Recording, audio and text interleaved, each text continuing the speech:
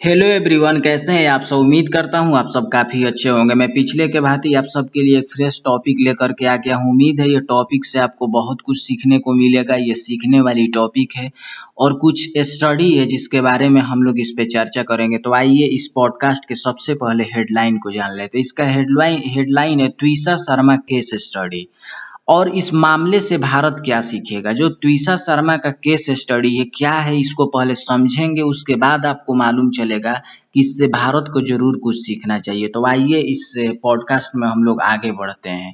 ट्विसा शर्मा का मामला सिर्फ एक मौत की जांच नहीं बल्कि भारतीय समाज में विवाह व्यवस्था, महिलाओं की सुरक्षा, मानसिक स्वास्थ्य, पुलिस जांच और परिवार की भूमिका पर गंभीर सवाल खड़े करता है।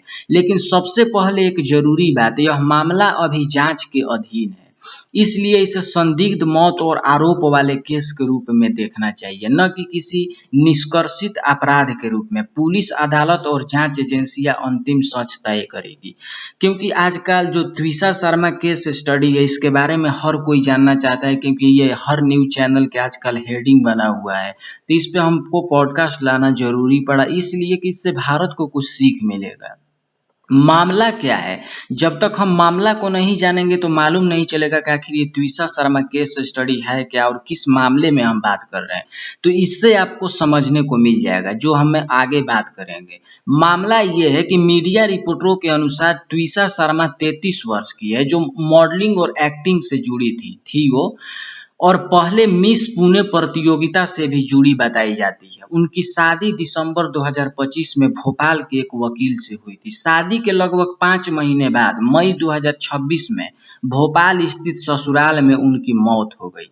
शुरुआती पोस्टमार्टम में हैंगिंग यानी कि फांसी लटकने को मृत्यु का कारण बताया गया, लेकिन परिवार ने चोटों और कथित उत्पीड़न के आरोप लगाते हुए निष्पक्ष जांच और दूसरे पोस्टमार्टम की मांग की। पुलिस का कहना है कि अब तक की जांच आत्महत्या की ओर इशारा करती है, जबकि परिवार हत्या उत्पीड़न की आशंका जता रहा है। एसआईटी जांच और अन्य प्रतिक्रियाएं जो है वो जारी है। मामले में कुछ सवाल उठ रहे हैं। वो क्या है कि क्या घरेलू उत्पीड़न, दहेज या मानसिक दबाव था, परिवार के आरोप, क्या यह आत्महत्या थी या किसी प्रकार की आपराधिक भूमिका रही, ये जांच का विषय है।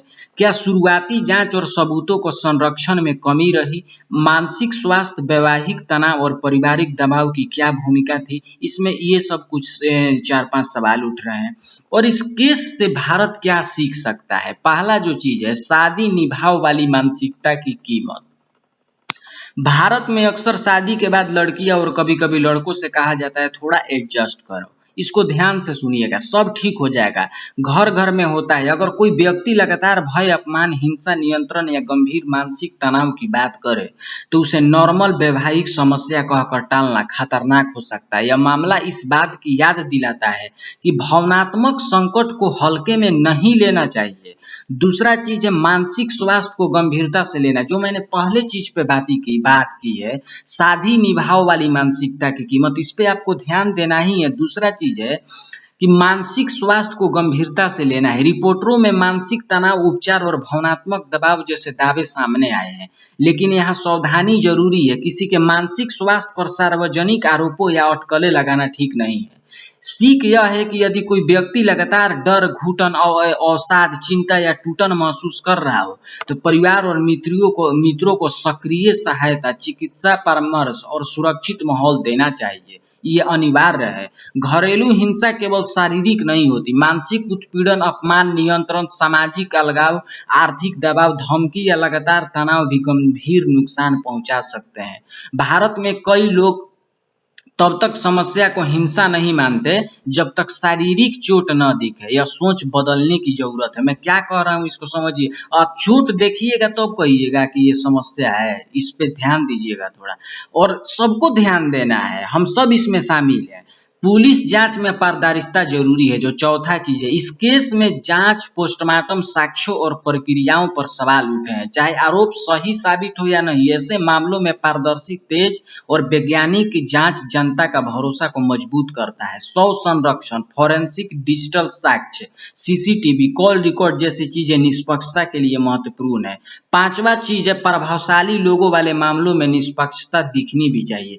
जब किसी केस में प्रभावशाली परिवार, अधिकारी, वकील या सार्वजनिक व्यक्ति जुड़े हों तो सिर्फ निष्पक्ष जांच काफी नहीं है, उस निष्पक्षता लोगों को भी दिखाई देनी चाहिए ताकि भरोसा बनी रहे। एसआईटी या स्वतंत्र जांच की मांग ऐसे मामलों में अक्सर इसी वजह से उठती है। छठा चीज है, रेड फ्लैग को पहचानना सीखना होगा। यदि किसी रिश्ते में लगातार ये संकेत हो तो गंभीरता से लेना चाहिए। उसे क्या कहना चाहिए? अत्यधिक नियंत्रण, लगातार अपमान या डर, अलग अलग करना, अलग थलग करना, आर्थिक या भावनात्मक दबाव, धमकी, गाली, हिंसा या डर का माहौल अगर वहां बन रहा हो। हर तनावपूर्ण रिश्ता अपराध नहीं होता, लेकिन लगातार असुरक्षित महसूस करना मदद लेने का संकेत हो सकता है। सातवां जो चीज है, परिवार की भूमिका सिर्फ सलाह नहीं, सुरक्षा। यदि कोई बेटा बेटी बार बार कहे कि वो डर, हिंसा, गंभीर तनाव या असुरक्षा में है तो परिवार की भूमिका सिर्फ समझाने की नहीं बल्कि सुरक्षा, कानूनी सलाह और अस्थायी आश्रय और समर्थन देने की भी हो सकती है। भारत को बड़े स्तर पर क्या बदलना होगा? भारत को सबसे बड़े स्तर पर क्या बदलना है तो वो है रिलेशनशिप एजुकेशन। शादी से पहले अपेक्षाएं, क्रोध प्रबंधन, आर्थिक निर्णय, परिवार की जो सीमाएं हैं उसको समझना है। दूसरा चीज है मेंटल हेल्थ सपोर्ट, सस्ती और आसान काउंसलिंग। तीसरा चीज है महिला सुरक्षा और घरेलू हिंसा कानूनों को बेहतर क्रियान्वयन। चौथा चीज है फॉरेंसिक और जांच प्रणाली को मजबूत करना ताकि विवादित मौतें में भ्रम कम हो। पांचवा चीज है सामाजिक सोच बदलना, लोग क्या कहेंगे की जगह तुम सुरक्षित हो ये पूछना। ट्वीसा शर्मा केस हमें यह नहीं सिखाता कि बिना जांच किसी को दोषी मान ले, यह सिखाता है कि शादी, मानसिक स्वास्थ्य, घरेलू तनाव, सुरक्षा और न्याय, इन सभी को गंभीरता से लेना होगा। यदि भारत इस तरह के मामलों से सीख ले, हम सब सीख लें तो शायद कई जिंदगी या समय रहते बचाई जा सकती है। अंतिम सच जांच और अदालत से ही सामने आएगा। तो उम्मीद है कि जो ये ट्वीसा शर्मा का केस स्टडी है और क्यों ये चर्चा का विषय आजकल भारत में बन रहा है, इसके बारे में इस पे आप जो ये चर्चा हुआ थोड़ा विस्तार रूप से, इसको आप समझे होंगे। तो मुझे दीजिए इजाजत, नमस्कार। आप अपना और अपने फैमिली का ढेर सारा ख्याल रखिए। तब तक के लिए जय हिंद, जय भारत।